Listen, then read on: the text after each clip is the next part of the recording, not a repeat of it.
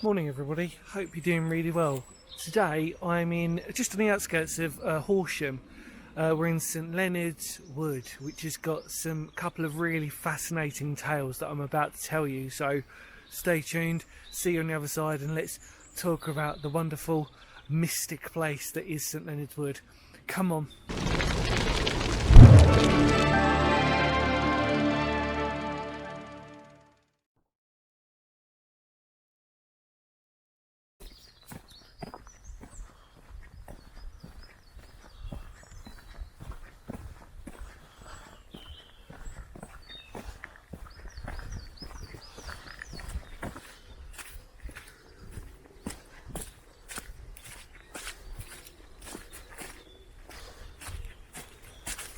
Welcome back, thank you for staying with me.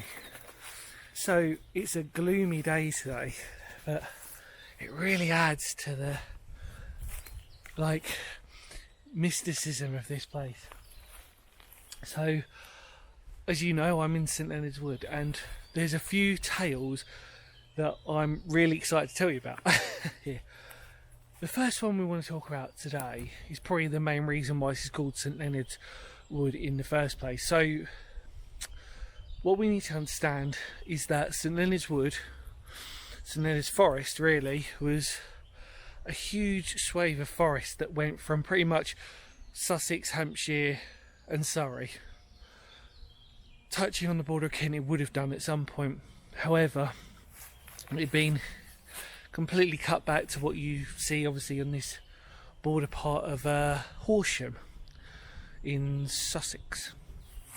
And what's really fascinating about this story is not only its origin, but the fact that, as I've just noticed, they still play on the idea of the Horsham dragon, we're going to call it for the moment, but the dragon of St Leonard's Wood. Now, if some of you are into your saints, then you'll know that St Leonard was the person who slayed the last ever dragon, notably in this wood. And so, because of that, they titled this place St Leonard's Wood after the person who supposedly slayed the last dragon in England, in this wood. And what's really interesting about it is if you dig up the research, there's a beautiful medieval pamphlet, because now this is what really makes this tale really interesting. So in around the 1600s or 17th century, there was reports of a dragon stalking the sky above St Leonard's Wood, in between the trees and rustling around. You can imagine on a dark night anything like that would be quite believable. And it was reputed to be a dragon. But what was really crazy about it was that the dragon didn't eat you. It would in fact just sort of poison you. So it would kill you, but it wouldn't eat you. When I was digging up the research on all of this, I found that there was multiple different variations of this, multiple different tales. So if you're local to this, you may have quite possibly heard a different variation on this. But there was a medieval pamphlet that associated this dragon in these woods. And it's just remarkable that these stories still persist. And I'm amazed at about that one really, because it really encompasses folklore, traditional belief, and really goes back to the dating of really why this wood forest is named after what it is named after. And as you can see around me, the woodland can in some sections be really quite dense as I sort of skirt my way around. And on a glorious sort of gloomy wet day like this, like I said, it really adds to that absolute mysticism about the place. Brilliant, isn't it?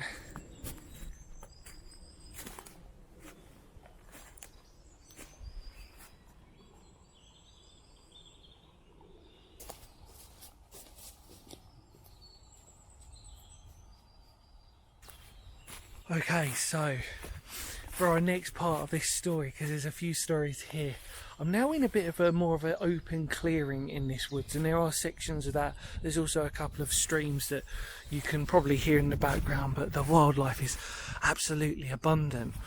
So in our next story, we talk about Squire Paulet, who was a reputed to be a 19th century headless phantom, and he would leap onto the back of any horses ridden through the forest.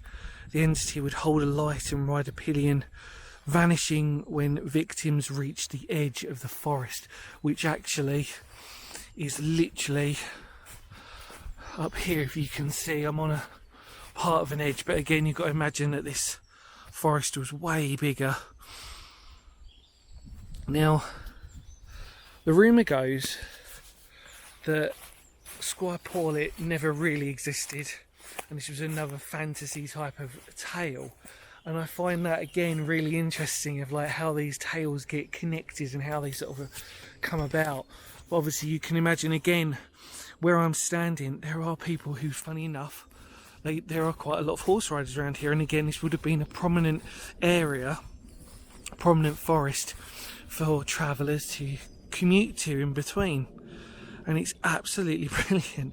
It's so interesting.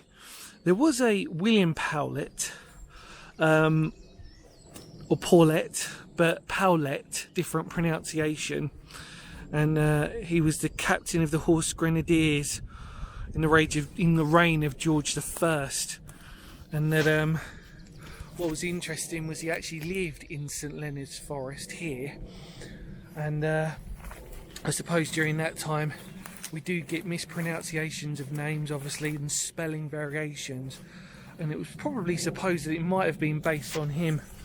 Obviously the fact that he probably would have ridden a horse, almost guaranteed, and the fact that during his time, you can imagine again on dark nights if somebody was wandering around, quite similar to the fiction but based on true story of Dr. Sin, the idea of these people coming through.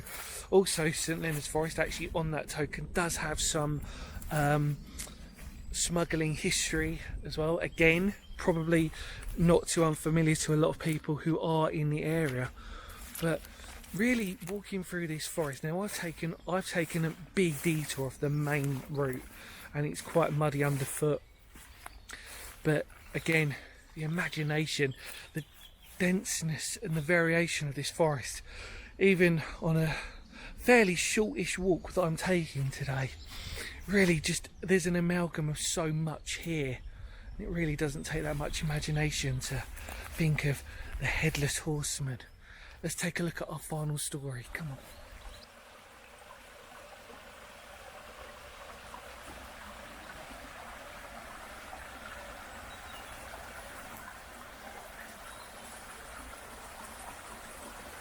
So I end on probably one of the most scariest tales of this forest. And it happened in 2008 when a couple of teenagers, and it's probably the most recent report that we have, a couple of teenagers camped over here at night, and they seemed to experience some incredible paranormal activity. A girl screaming, which could have been wildlife, or just speculating. Strange eerie lights, again could have been people with torches or campers, but they were so convinced. And what makes this story even more scary is that not only were they camping out in a place like this, which is pretty daunting at the best of times I can imagine, and hearing those noises and hearing that girl scream, but it was reported that they were so convinced that there was an entity that had possessed them or taken part of their spirit over, that it actually attached to one of them, supposedly, and it reputedly stayed in the house and basically became almost poltergeist in its nature. And again, I suppose if we're sort of talking in paranormal context, they were teenagers. In a paranormal context, again with that, is that it's always noted that teenagers seem to sort of hold this sort of, because of puberty and everything else, that they seem to be more susceptible to these types of changes, obviously in spirituality, and it's quite common actually, especially in girls as they're going through the change.